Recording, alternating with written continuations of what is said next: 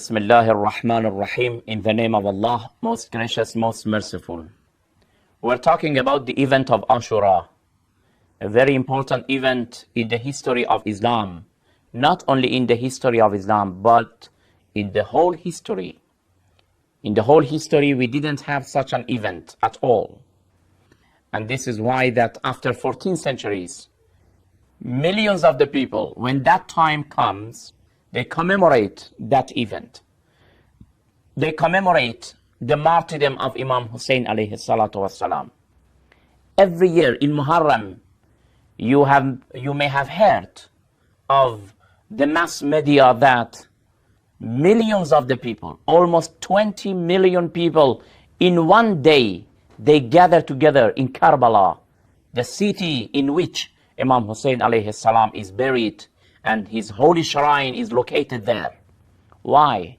Why after 14 centuries, still that event is not forgotten? Still people are commemorating.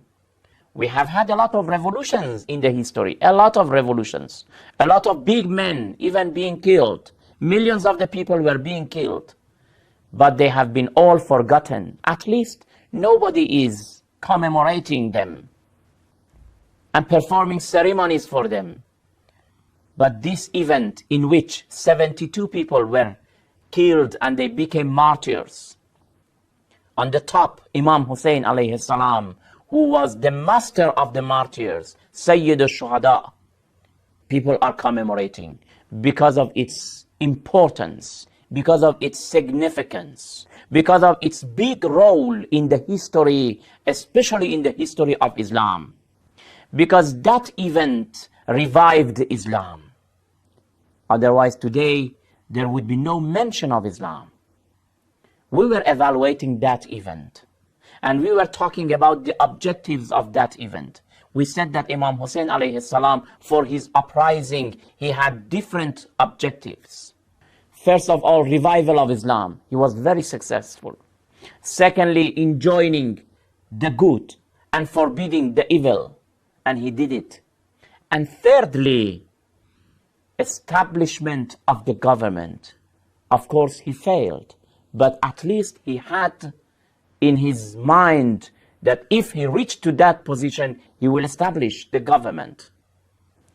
Then here, some people may ask a question that if Imam Hussein had in his intention to establish a government, was he aware that he will be killed or not?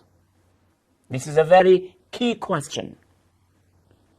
The people who are asking this question, they want to say that if you say he knew that he will be killed, so how do you say that a man who knows that he will be killed, he has in his mind to establish a government? If you say that he didn't know, it is against the teachings of Islam, because according to the teachings of Islam, an imam, a divine leader, is a person who knows everything. How do you consider him to be ignorant about his fate, about his destiny, about his martyrdom and killing? And this is why that some of the people who were supporting the idea of establishment government, they said that he didn't know that he will become martyr. Some people who didn't want to violate the knowledge of Imam, they said that he didn't want to establish the government. But both of them have gone astray. What we are trying to say, and there are a lot of evidences for that, is that Imam alayhi salam wanted to establish the government, and he had it in his intention, and he had it in his mind, like all prophets, like all divine leaders. He wanted to establish the government, and from his own sayings, clearly we can deduce it. And at the same time, we want to say that he was very aware that he will be killed. He will be killed.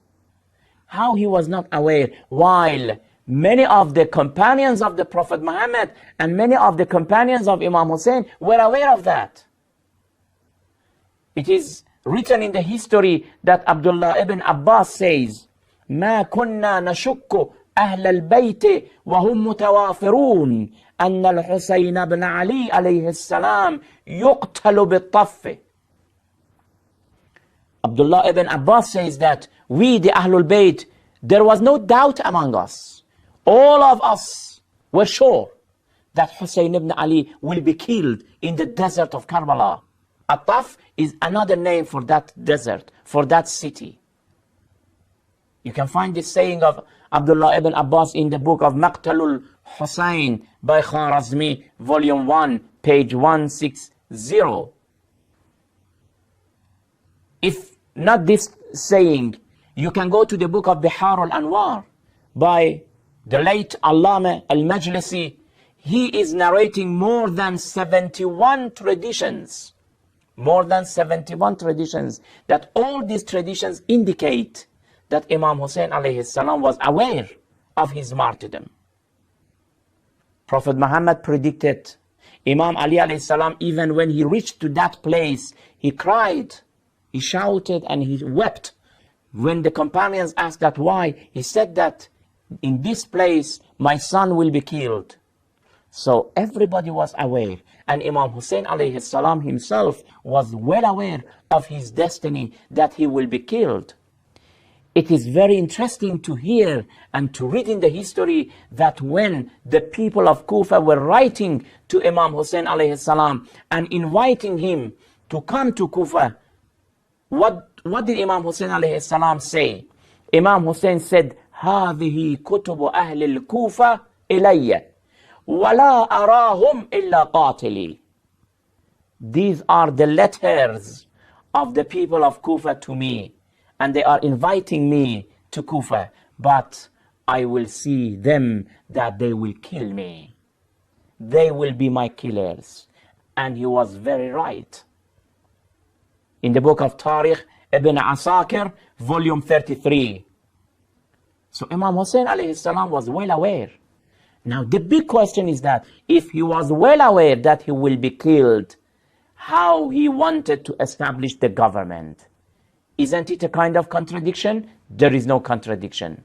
We will talk about it, and we solve the answer, the solution, and we will give the solution, and we will give the answer in next program, that yes, at the same time, he had this intention to establish the government, and also he was well aware of his being martyred by Yazid, son of Muawiyah. May the curses of Allah be upon him.